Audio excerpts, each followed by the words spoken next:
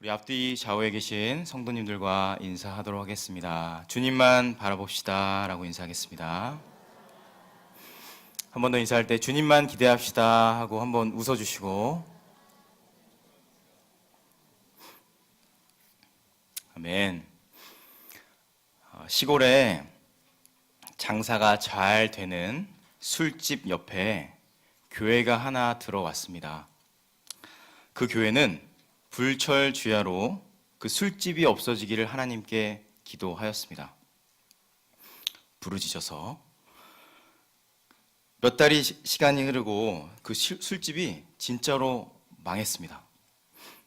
화가 난 술집 주인은 교회를 대상으로 손해배상 청구하는 고소장을 제출합니다. 고소한 이유는 간단합니다. 교회가 기도했기 때문에 우리 가게가 망했다는 것이죠. 이 사건은 실제로 재판까지 가게 되는데, 그 교회 담임 목사는 피고석에 앉아 있고, 그리고 술집 주인은 원고석에 앉아 있습니다. 주인이 얘기합니다. 이 교회가 기도하는 바람에 우리 가게가 망했습니다. 그러니까 교회가 이에 대한 손해배상을 청구해야 됩니다. 목사님이 얘기합니다. 아니, 가게 운영을 잘못해서 망해놓고 왜 우리 교회 탓을 합니까? 장사가 그렇게 잘 되는 술집이었는데 왜 갑자기 안 됩니까? 그게 다 당신네 교회가 기도해서 그런 거 아닙니까? 아니, 기도한다고 어떻게 술집이 망합니까? 목사님이세요?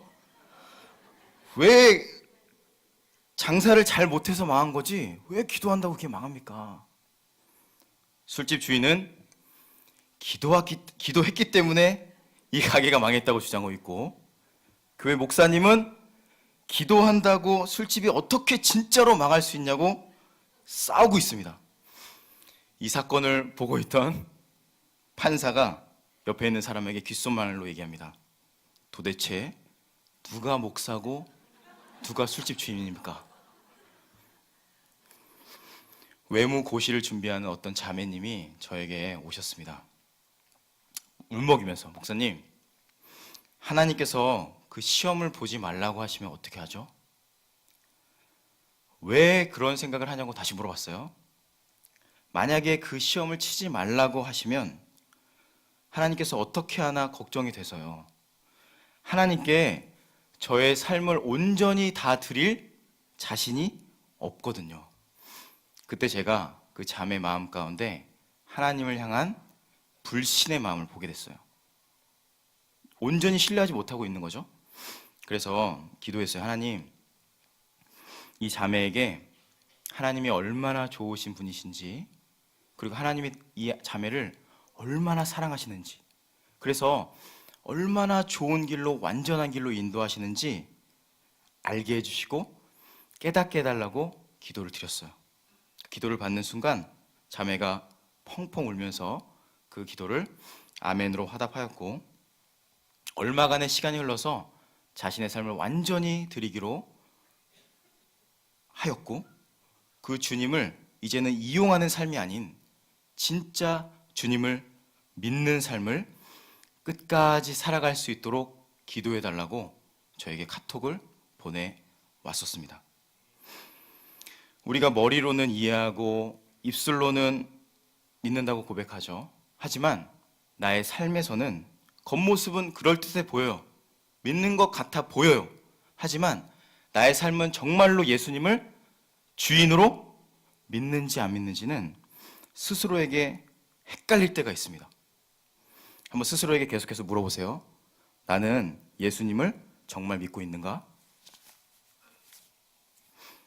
제가 여러분에게 여쭤볼게요. 정말 예수님 믿으시나요? 여러분? 예수님 믿으시죠? 조지 뮬러라는 선교사는 추운 겨울 영국의 거리를 걷다가 수많은 고아들을 보게 됩니다. 그는 견딜 수 없는 하나님의 사랑이 그 고아를 봤을 때 부어지고, 주님이 그들을 위해서 무언가를 해야 한다는 부담감을 갖게 됩니다. 주머니에 손을 넣어봤는데 동전 딱 2개밖에 없었습니다. 가진 건 동전 2개밖에 없지만 예수님을 정말 믿는 믿음으로 시편 68편 5절에 이런 말씀이 있어요. 하나님은 고아의 아버지이시며 라는 말씀을 붙들고 고아원을 시작해요. 어느 날 고아들에게 먹을 것을 줘야 되는데 음식이 없어요. 하나님께 간절히 전날 밤부터 철야를 하면서 기도를 했습니다. 새벽 3시가 됐는데 갑자기 빵 공장 주인에게 전화가 옵니다. 목사님, 오늘은 이상하게 잠이 오지 않습니다. 잠을 자려고 하면 자꾸 누가 저를 깨우는 것 같아요. 도저히 잠이 오지 않아서 지금 공장에 나가 빵이나 구우려고 하는데 아침에 잠깐 나가서 목사님께 빵을 드려도 될까요? 어느 날은 고아원에 우유가 떨어졌습니다. 목사님은 또 간절히 하나님께 기도를 드렸습니다. 몇 시간 동안 기도를 드리고 있는데 갑자기 사무실 문이 두드려져요. 문을 열어서 보니까 트럭 운전사가 갑자기 서 있어요. 목사님, 제 트럭이 고아원 앞을 지나가는데 갑자기 차가 고장이 나서 움직이지 않네요. 지금 뭐를 싣고 갈까요? 우유를 싣고 가는 중인데 이 우유가 다 상할 것 같아요. 그러니까 목사님께서 이 우유를 다 가져다 쓰시겠어요? 그는 93년 평생을 살면서 무려 15만 명의 고아들을 이렇게 기도의 응답을 받고 키워서 고아의 아버지로 지금까지 불리워지고 있습니다. 그의 사역에는 원칙이 있었어요. 누군가에게 후원을 부탁하거나 누군가에게 도움을 요청하거나 광고를 절대로 하지 않았습니다. 오직 하나님께만 기도하고 하나님의 말씀만 붙들고 나아갔습니다. 그의 일기의 한 대목을 읽어드릴게요. 지난 시간 나는 어떠한 것도 사람에게 요청하지 않았다. 내가 필요한 모든 것을 주 앞에 가져가 기도했을 때 그분은 자비롭게 다 공급해 주셨다. 주님께서 지금까지 그 모든 것을 채워주셨다. 새 고아원은 300명의 고아들로 가득 찼다. 나의 삶이 풍성하다. 여러분 다시 한번 여쭤보겠습니다. 여러분 정말 예수님 믿으십니까? 아멘. 예레미야 선지자가 하나님의 음성을 들었을 때, 오늘 말씀을 들었을 때에는 오늘 읽진 않았지만 1절의 말씀처럼 시위대 뜰에 갇혀있는 상황이었습니다. 나라는 거대한 바벨론이라는 나라에 빼앗기기 직전이었고 인간으로서는 어떻게 할 수 없는 철저한 고립과 외로움과 어둠의 시간이었습니다. 그런 비참한 상황 가운데 빠져 있었던 예레미야. 그 어둠 속에서 그 상황을 뒤로하고 하나님은 이 예레미야를 통해서 이렇게 말씀하십니다. 한번 읽어볼게요. 33장 2절 말씀만 읽어보도록 하겠습니다. 33장 2절 말씀 시작. 이를 행하시는 여호와, 그것을 만들며 성취하시는 여호와, 그의 이름을 여호와라 하는 이가 이와 같이 이르시도다. 아멘.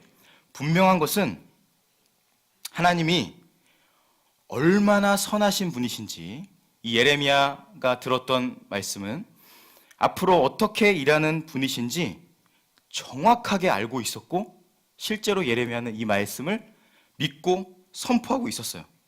그에게 주어진 상황이나 조건이나 형편은 그를 흔들 수가 없는 상황이었습니다. 이를 행하시고 그것을 뭐 한다고요? 만드시고 성취하시는 여호와, 바로 그 살아계신 하나님이 누구의 하나님이셨어요?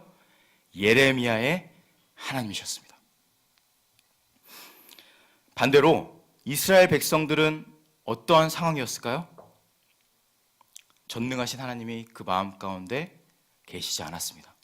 그러니까 예배를 드리고 말씀을 읽고 말씀을 듣고 찬양을 하고 기도를 하고 하나님께 나아가려고 발버둥을 치지만 아무런 감동도 안 되고 위로도 안 돼요. 하나님이 저 멀리 계신 것 같아요. 형식적으로, 지식적으로, 내 머리로만, 관념으로만 하나님을 알고 있었습니다. 아, 하나님 뭐 일을 하시는 분이고 행하시는 분이고 하시겠지, 행하시겠지 라는 하나님으로 알고만 있었습니다. 그들의 마음속에는 누구로 가득 차 있었을까요? 나로만 가득 차 있었어요. 자기 자신. 내 힘과 내 능력을 의지하여서 내가 어떻게 하면 내 이 일을 해낼 수 있을까? 불평이 생기고 불만이 생기고 어려움이 생기고 내 감정이 계속해서 어려움 가운데 어둠 가운데 사로잡힙니다. 오늘날 우리의 모습은 어떤지 한번 여러분에게 질문해 보세요. 나의 감정은 예레미야처럼 확신 가운데 나아가는지 두려움과 불안 가운데 불평과 원망 가운데 사로잡히는지. 내가 바라보고 의지하고 찬양하고 예배하고 있는 그 대상이 나인지 하나님이신지 정확하게 분별하셔야 됩니다. 청주에 사도교회를 목회하신 차재용 목사님이 계십니다. 이 목사님이 목회 초년 시절에 시골 교회에서 목회하셨을 때 이야기입니다. 아무리 최선을 다하고 애를 쓰고 목회를 하려고 발버둥을 치시는데 목회가 잘 안 돼요. 교회가 성장하지 않고 성도들은 변하지가 않아요. 항상 똑같아요. 목회가 너무너무 어려워서 좌절감, 상실감, 갈등하고 절망하고 있을 때 그렇게 괴롭게 목회를 하시던 어느 주일날 설교를 하시러 단에 올라오셨는데 갑자기 안면의 근육이 마비가 되는 거예요. 안면의 근육이 마비되면서 교인들이 다 보고 있는 그때 이 얼굴이 완전히 틀어져 버리고 설교를 마무리하지 못하게 됐어요. 지경에 이르렀어요. 그러니까 갑자기 설교를 마무리하고 곧바로 내려와서 사람들의 눈을 피해서 기도원으로 올라가셨다고 합니다. 금식하면서 하나님께 물었대요. 처절하게 금식하면서, 하나님, 저를 왜 목사로 세우셔서 이게 뭡니까 이게, 이 꼴이. 목회도 안 되고 설교는 저에게 너무 큰 스트레스고 더 이상 저는 못하겠습니다. 도저히 저는 못 살겠습니다 하면서 막 하나님께 부르짖었다 그래요. 하루, 이틀, 사흘, 나흘 금식하던 어느 날 하나님께서 3번 그 목사님에게 말씀하셨대요. 뭐라고 말씀하셨냐면, 귀 뚫린 종아, 귀 뚫린 종아, 귀 뚫린 종아. 똑같은 말씀을 3번 말씀하셨다고 해요. 그래서 너무 선명하게 그 음성을 들으니까 성경을 펴서 찾아봤대요. 성경책을. 놀랍게도 출애굽기 21장에 귀 뚫린 종에 대한 내용이 진짜 있더랍니다. 그래서 막 찾아서 봤대요. 요약해서 말씀드리면 히브리인들은 6년 동안 종으로 살고 7년째에는 자유인으로 풀려나는 법이 있습니다. 그런데 만약에 이 종이 나는 계속해서 이 주인의 종으로 남기 원한다면 그 문 밖으로 데려 나와요. 재판장이 끌고 와서 문 밖에서 어떻게 할까요? 귀를 송곳으로 대고 뚫습니다. 그 뚫는 것은 뭐예요? 그가 영원히 그 주인을 섬기겠다는 징표입니다. 귀가 뚫리면 3가지 단점이 있는데, 첫 번째, 귀를 뚫을 때 너무 아파요. 어디를 가도 종이라는 것이 표시가 나요. 3번째, 더 좋은 종이 있어도 이제는 갈 수 없다는 단점입니다. 3가지. 반면에 귀 뚫린 종에게 3가지의 장점이 있습니다. 첫 번째, 다른 노예의 상인들에게로부터 철저하게 보호를 받죠. 두 번째, 이제 주인의 모든 재산의 상징이 뭐죠? 열쇠거든요. 열쇠 꾸러미를 가지고 있습니다. 3번째, 주인과 한 상에서 밥을 먹는 식구, 가족이 되는 특권을 받게 되는 겁니다. 차재용 목사님께서 이 귀 뚫린 종아라고 말씀하시는 음성을 듣고 이 진리가 깨달아지면서 기도하면서 이렇게 고백했다고 합니다. 하나님, 저는 하나님의 영원한 종, 하나님의 귀 뚫린 종입니다 라고 고백했다 그래요. 하나님이 자신을 귀 뚫린 종으로 받아주셨다는 사실에 눈물을 다 쏟아내고, 그러면서 지금까지 자기의 힘으로 그렇게 열심히 노력하고 발버둥 쳤는데 그 힘이 다 빠지고 새로운 하늘의 능력과 하늘의 힘으로 목회를 하시는데 힘드셨을까요? 괜찮았을까요? 힘드셨을까요? 어려웠을까요? 잘못 뻔했어요. 힘들어요. 힘들지만 괜찮았을까요? 힘들었을까요? 괜찮습니다. 이제는 목회에 대한 스트레스, 개인적인 열등감과 실패감과 수치심과 어둠 가운데서 완전히 자유케 됐어요. 한번 생각해 보십시오, 여러분. 이제는 사단, 마귀, 죄의 노예가 아니라 주님의 귀에, 내 귀에 주님의 송곳이 박힌 귀뚫리 종이 됐죠? 그러면 더 이상 걱정과 두려움이 있겠습니까?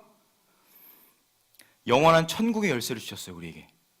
천국의 열쇠를 주셨으니까 이 땅에서 먹고 사는데 근심과 어려움이 있습니까? 흔들립니까? 흔들리지 않습니다.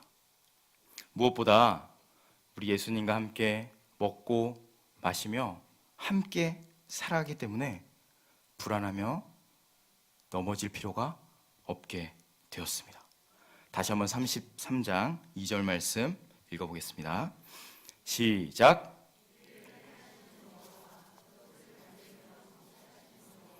그의 이름을 여호와라 하는 이가 이와 같이 이르시도다. 아멘.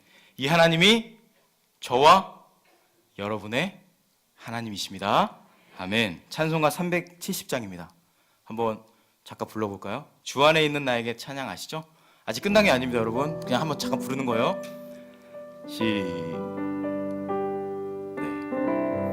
가사를 생각하면서 찬양합니다. 주 안에 있는 나에게.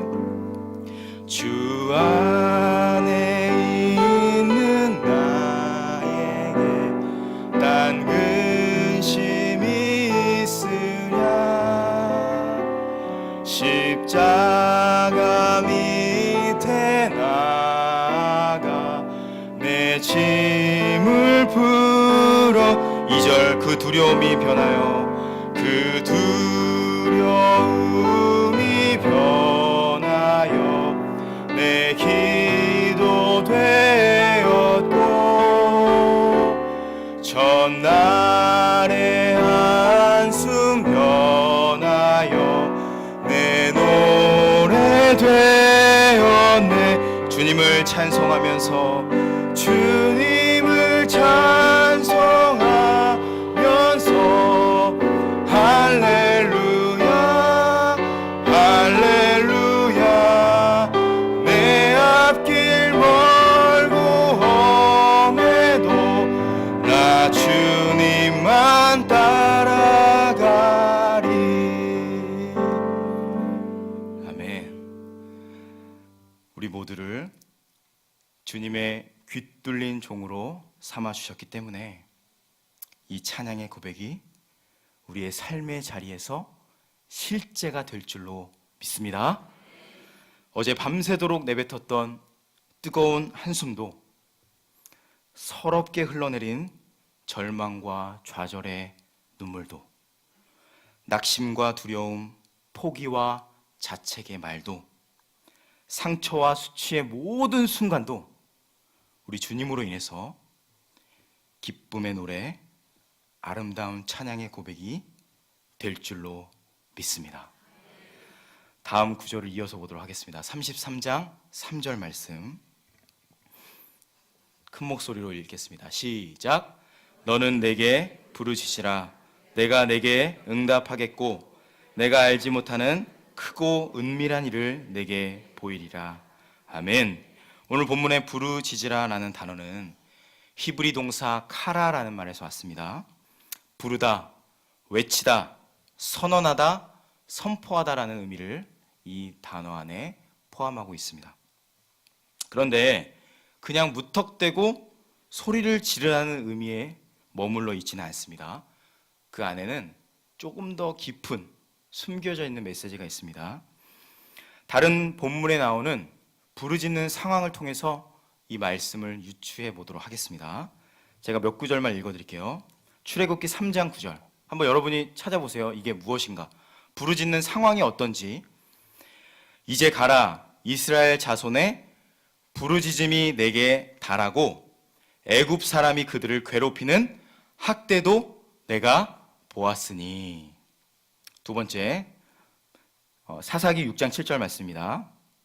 이스라엘 자손이 미디안으로 말미암아 여호와께 부르짖었으므로 라는 말씀이 있어요. 한번 마지막 말씀을 찾아보겠습니다. 시편 61편 2절 말씀, 거기다가 그걸 꼽아 놓으시고 시편으로 가서 찾아보도록 하겠습니다. 구약 845면에 있는 시편 61편 2절 말씀,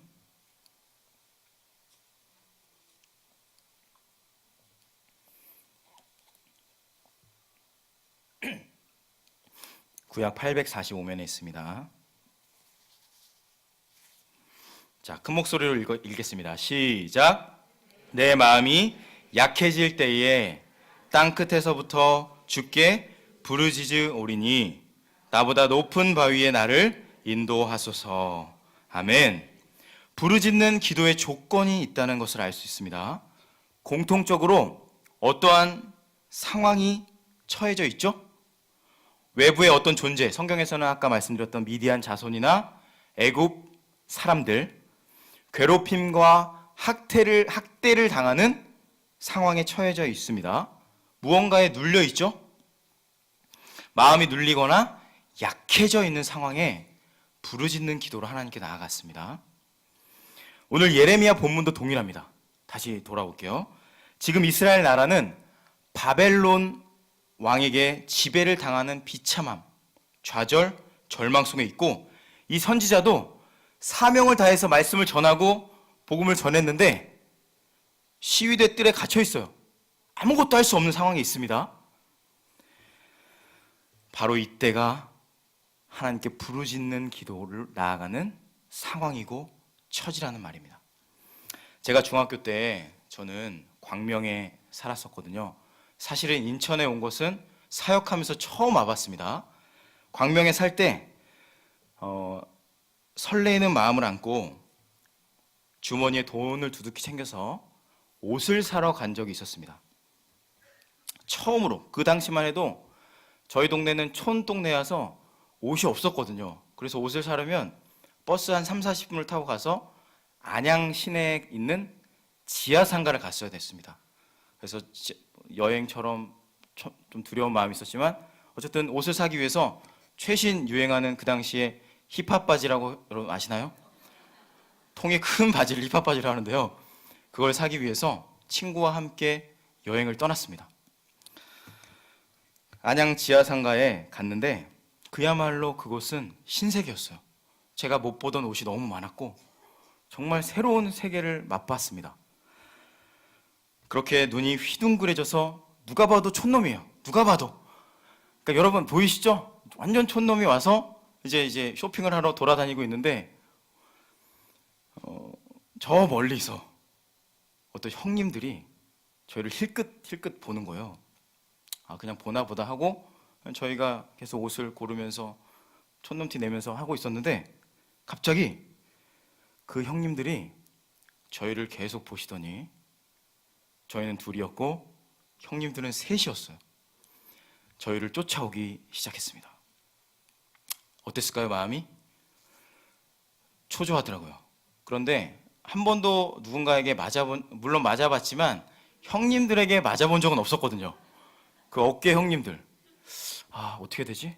친구랑 같이 가다가 마지막 코너에서 돌면 화장실이라는 표시가 있었어요. 그런데 이 마지막은 아무도 사람이 없는 거예요. 그런데 형님들이 뒤에서 쫓아오고 있고 이제 돌아가면 이제 여기 벗어나면 나는 위험하다 라는 생각이 직감적으로 제게 들려왔어요. 다행히도 눈치가 제가 빠르거든요. 다행히도 코너를 돌기 전에 마지막 매장에 있는 어떤 아저씨를 봤어요. 그리고 외쳤습니다. 아저씨! 하면서 소리를 지르고 울었어요. 저의 그 울음소리와 부르짖는 그 소리를 듣고 그 순간 그 형님들은 도망가더라고요. 그리고 그 아저씨는 저와 제 친구를 보살펴 안으면서 너 왜 우냐고 하면서 저희를 다행히 매장 안으로 들여보내줬고, 저희는 그 위기에서 건진받을 수 있었습니다. 그 아저씨도 눈치가 빠르셔서 다행이죠. 바로 이것이 오늘 말씀의 부르짖음입니다. 내가 약할 그때, 바로 약한 그때, 나보다 강한 누군가에게 애절하게 매달리는 것이 바로 뭐라고요? 부르짖음입니다. 왜 그 아저씨는 저희를 보호해 주셨을까요? 왜? 도대체 왜? 약하기 때문입니다. 부족하기 때문이고, 촌놈이 울고 있었기 때문입니다. 도움이 필요했기 때문입니다. 왜 저는 그 아저씨를 그렇게 불쌍하게 부르짖어야만 했을까요? 약하기 때문입니다. 무섭고 두려웠기 때문에 저는 부르짖을 수밖에 없었습니다. 우리의 삶도 동일합니다. 우리의 삶에는 이처럼 수많은 위기와 어려움과 고난의 순간이 찾아옵니다. 오늘 설교의 자리에 오는 오늘 저에게도 저의 힘으로 이 자리에 나올 수 있었을까요? 여러분도 오늘 날씨 추우셨죠? 추우셨는데 나오기 쉬우셨나요? 네. 저는 어려웠거든요, 이 자리에 나오기. 이 설교의 자리, 제가 어떻게 여러분에게 살아계신 하나님의 말씀을 전하고 어떻게 여러분을 하나님을 만나게 도와줍니까, 제가? 그리고 그 예수님을 어떻게 여러분에게 선포합니까, 제가?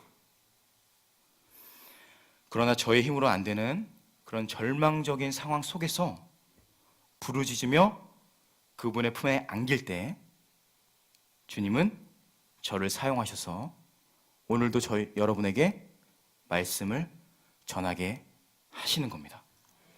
나보다 강하고 위대하신 하나님, 모든 일을 행하시고 만드시고 성취하시는 여호와 하나님이 저와 여러분의 하나님이십니다. 33장 3절 말씀 한 번 더 읽겠습니다.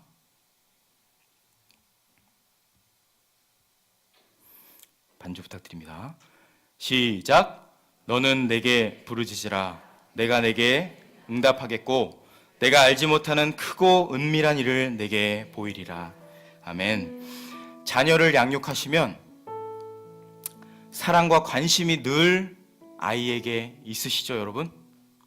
안지나 서나 아이의 필요가 무엇인지, 아이에게 불편한 게 무엇인지, 필요한 게 뭔지 계속해서 모든 집중을 그 아이에게 기울입니다. 그런데 아이를 키우다 보면 특별히 더 큰 관심이 갔던 적이 있으셨을 것입니다. 어떠냐면 아이가 갑자기 큰 소리로 울부짖을 때 그 아이에게 더 큰 관심을 갖게 되어 있습니다. 여러분, 구급차에서 울리는 띠리리리 이 소리 있잖아요. 이 소리는 피아노의 라음이라 그래요, 라. 그런데 놀랍게도 아이의 울음소리가 라음이래요. 그러니까 그 관심과 초점과 예민하게 긴장과 관심을 촉발하는 음이 바로 라라라 이 소리인데 아기가 우는 소리와 비슷한 음이라고 합니다. 하나님의 놀라운 섭리죠.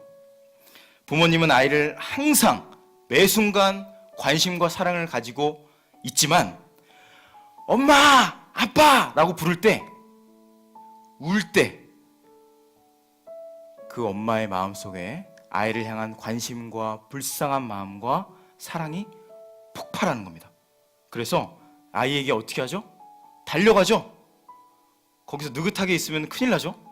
저희는 그렇게 창조된 게 아니라 달려가게 되죠. 감당할 수 없는 위기가 오고 해결할 수 없는 문제가 왔는데 갑자기 아기가 아버지, 어머니 하면서 진지하게 오면 부담스럽죠. 그리고 그 아이는 문제가 있는 거죠. 정상이 아니에요, 그 아이는. 치료를 받아야 되는 거죠. 주여라고 부를 때 그 부르짖음 안에는 수많은 메시지가 들어가 있는 거예요. 수많은 메시지가. 주님, 저는 힘이 없습니다. 저는 갓난아기예요. 저에게 큰 위기가 있고 저에게 너무 큰 어려움이 있어요.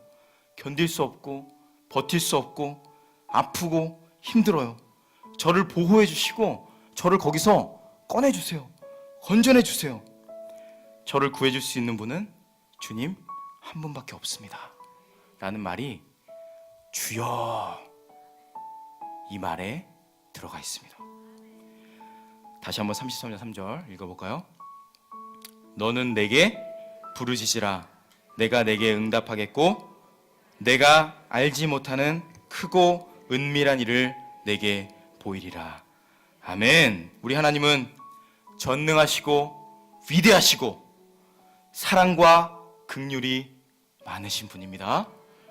우리가 절박한 위기를 만났을 때, 내 힘으로 아무것도 할 수 없을 때, 감당할 수 없는 어려움, 우리의 기도를 통해서 주님의 은혜와 주님의 역사하심과 구원하심이 풀어질 줄로 믿습니다.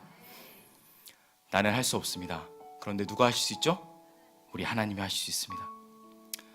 오늘 말씀을 통해서, 오늘 이 기도회를 통해서 내 모든 힘을 다 빼고 하나님이 나를 통해서 일하시는 것, 내 삶에서 역사하실 주님을 기대하면서 그 하나님만 바라보고 하나님만 기대하고 주님만을 예배하는 이 시간이 되기를 주의 이름으로 축원합니다.